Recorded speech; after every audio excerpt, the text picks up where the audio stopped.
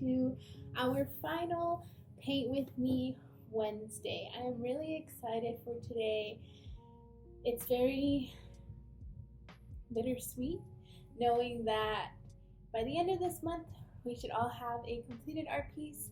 I have been working really hard on my art piece, and I just can't wait to see what all of you have worked on, at least throughout this month. I've definitely seen a lot of different art pieces on social media, on Facebook, and they all look wonderful. So I'm sitting on the floor today, working on the coffee table. Um, Sometimes I just like to sit on the floor. My favorite way to sit is like crisscross applesauce, so it's where I feel most comfortable. I'm trying to see if I look funny. I feel like I do, but it's okay. So I am going to actually take out the two pieces that I have.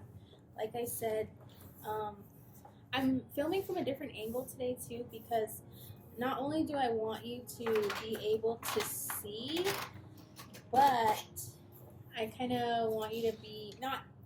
I want you to be able to see, but also I kind of want to keep some of what I'm doing um, a little bit of a secret. So we will go ahead and do that.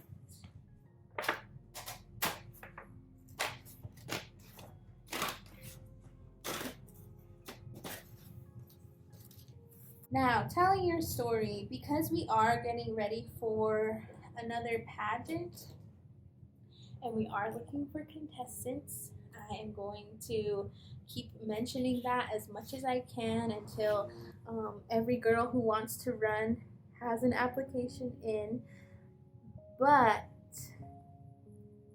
I wanted to tell you the story of how I decided to run, and I guess what made me run, how we got to this point, to where we're at now. Becoming Miss Hopi, it has definitely been a dream of mine, and it's a dream that has been brought into reality.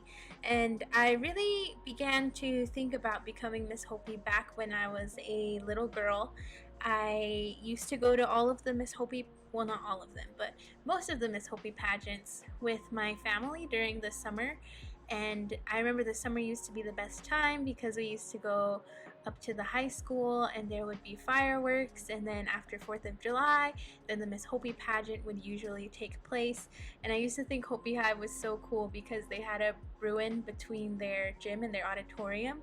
So that used to be really exciting during the summertime. That was something that I always looked forward to. And when I was a little girl, I remember I used to be so fascinated that there were actually young women out there who had the courage to get on stage, perform a talent, talk about their cultural essays, and just really show themselves in a way where you could not only look up to them, but knowing that they would be someone carrying an important role. And when I was little, I was really fearless, and I was already thinking in my head, like, this is something that I could do. Like, I could have a talent and I could write an essay like that. And it used to really, I guess, instill a sense of pride in me to be who I was. Like, look at these girls, they are so proud and beautiful, and they're wanting to hold this title, and it makes you even more proud to be Hopi because you see them with this crown on, and they begin to, I guess, lead the people or inspire the people way before they are even crowned. Like, it definitely happens at the beginning of pageant week, and I used to be so proud of that, and that was my dream, to become Miss Hopi. But also at this time, listening to some of the criteria and looking at the girls who were running, I didn't know if I fit that role. And it was sort of a dream that, you kind of tuck away, and you don't really think about it. It was just a dream that I had, like, in that moment. And then as I began to get older, it wasn't I guess a top priority dream. And then all of a sudden, I think the universe and the creator, and they have their way of putting you on the path that you need to be. And when you, I guess, when you pray and you really, just let things go and let the world around you take over, the signs that you need and the path that you need to be on will present themselves. And so after my first year of moving back to Hopi from college, I was presented with the opportunity to run for Miss Hopi, and I was terrified. I still can't believe that I actually went through and did it and applied to be a participant, and then went through the whole pageant, and now we're 2 years later. But the thought process that I went through when I was deciding to run was, it wasn't that difficult. It was a lot of coming to terms with things that I felt, and things that I had been through, and really assessing myself to see if I would be someone who could be a good role model, or could be that inspiration that I once saw when I was little. And there were a lot of things that went through my mind. I remember in one of the summers when I was living out here, there was a Hopi language immersion program that I was a part of, and I was in that program with Miss Jenna Lampson, who is also former royalty. And I remember I was so proud of her for taking everything that we had learned and running with it, and really using that to fine tune her skills when it came to running in the pageant. And I remember we went to that pageant that she was running in, and we supported her, and I was never more proud of someone that I had been a student alongside. And I remember that, I guess, that sense of bravery that she had, because I watched her practice, and I thought that was so amazing. And then the other thing that I weighed in as far as my decision went was, I had a friend who told me to run for Miss Hopi when I was in a summer program, and one of our friends was Miss Teen Navajo, and they asked me if Hopi had royalty, and I was like, yeah, we do, we have a Miss Hopi. And they were like, you should run for it. And that was a time in my life when I was so shy, but through that summer program, I remember that there were so many people around me who were proud of where they came from. We were in a program for minority students, and it was just really impactful to see that there were people proud of who they were, and they were so unapologetic about it.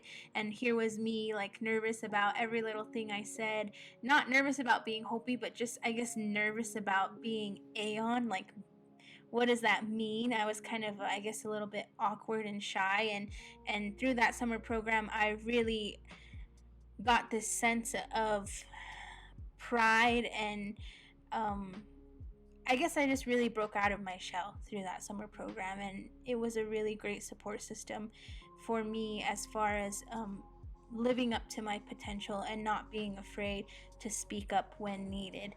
And so I remember that conversation that I had when my friend told me to run, and that particular friend is now passed on. And I thought about that when I was beginning to look at the application. I had not yet filled it out. And the other thing that I thought about too were the women in my life, and how much that they each have gone through, and all of the strength that they have to pull their families to where they're at now. And I really thought about my godmother, and the strength that she had. And in that same summer that I lost my friend, I also lost her. And it really became an eye-opener, because I wanted to make sure that I was living my life to the fullest, but also doing things that would make my grandmothers proud, and something that they could see me do and see me accomplish. And I thought, if I don't do this now, then I am going to live with some sort of regret or some sort of uncertainty about what would have happened if I had run. And I, as a person who was once so afraid of the world around her, I was finally at this point where I was like, I have to be in the world, and I have to make an impact in a positive way, in a way that is true to who I am, and in a way that honors the people around me and the people who have raised me and who have instilled all of the values and the teachings and all of the things that make me me. And I finally, at this point, I was filling out the application and I was getting ready to run. And I'm someone who, I guess, I like to keep things to myself until they're certain. So I didn't tell anyone I was applying, because I knew if I had told my parents that I was applying, that they would be, asking me questions, and then I would be like, you know what, you're right, maybe I shouldn't do it. And it's not that they wouldn't support me, it's just like them knowing would make me nervous. So I didn't tell them until about the week before pageant week. And finally, I just told them, I was like, so I submitted an application to run for Miss Hopi, and I have everything ready.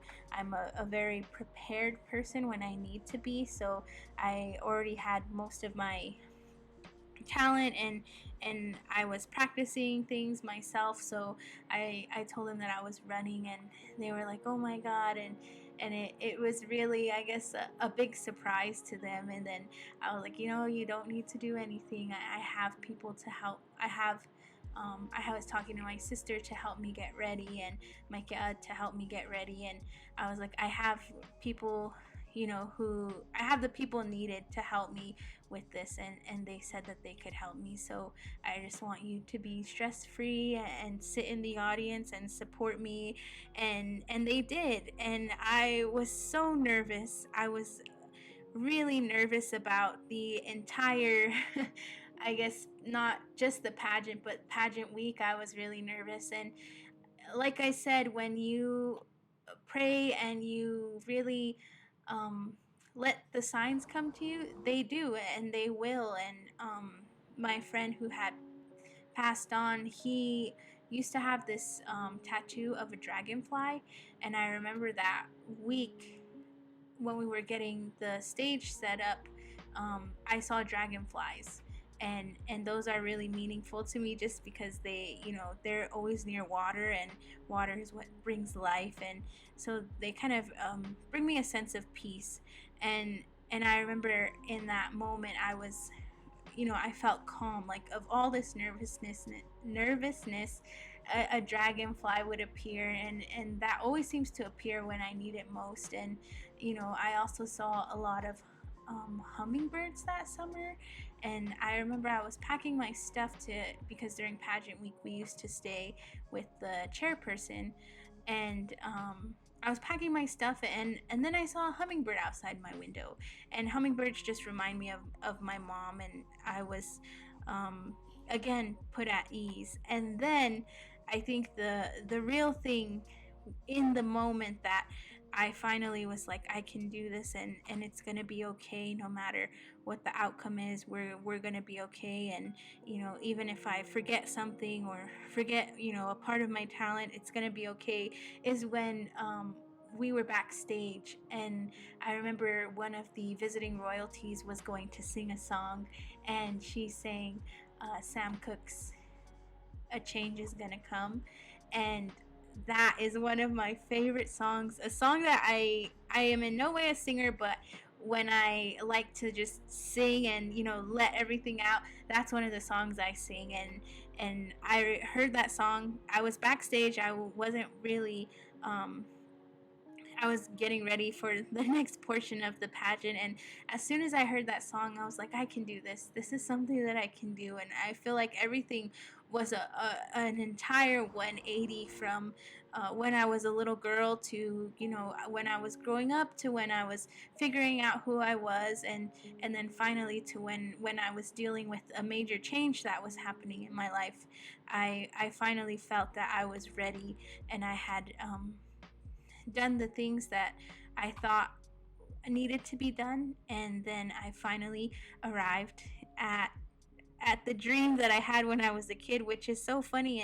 And I didn't tell anyone that I had that dream until I was like until a few months ago when someone asked me, and then I just let them know, I did have that dream when I was little, but it was something that I put away and I didn't think about it. And then when the opportunity presented itself, I always remember my English teacher in high school had this poster, and it said, opportunities only come once in a lifetime, so you have to take every opportunity.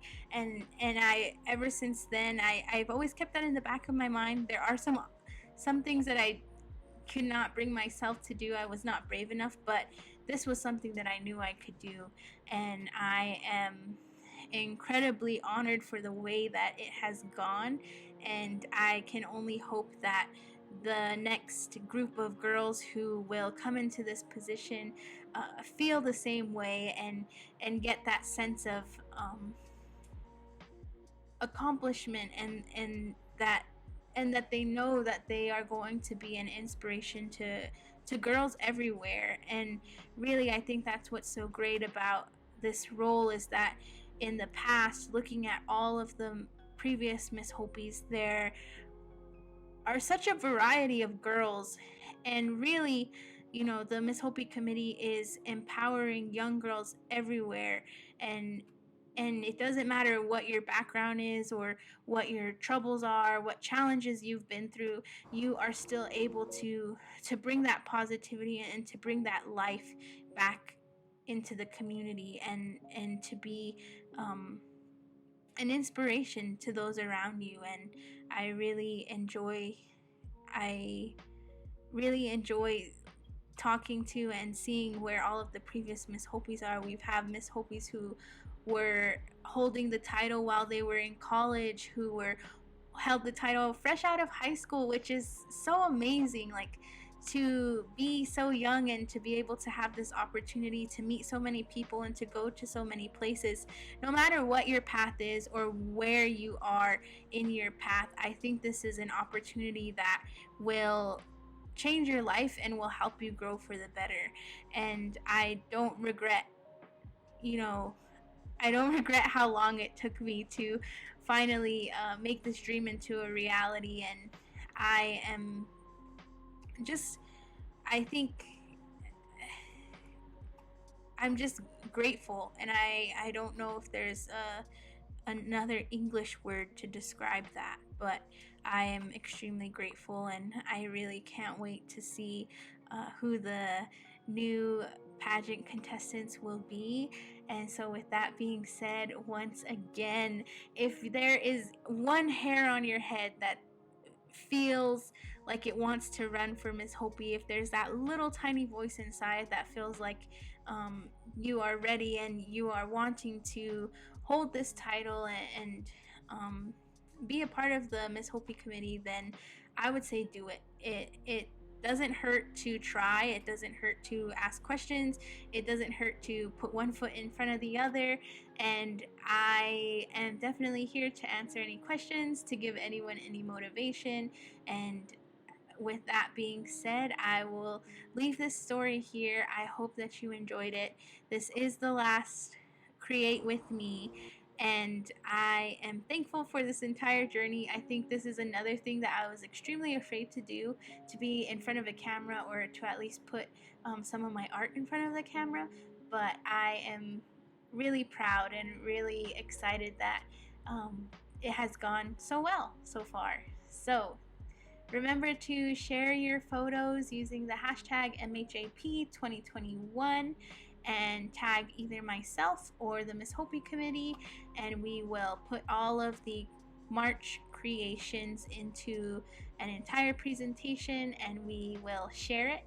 I am thankful once again, be kind to yourself and be kind to others. Happy creating. Yeah, we'll see you later. Bye.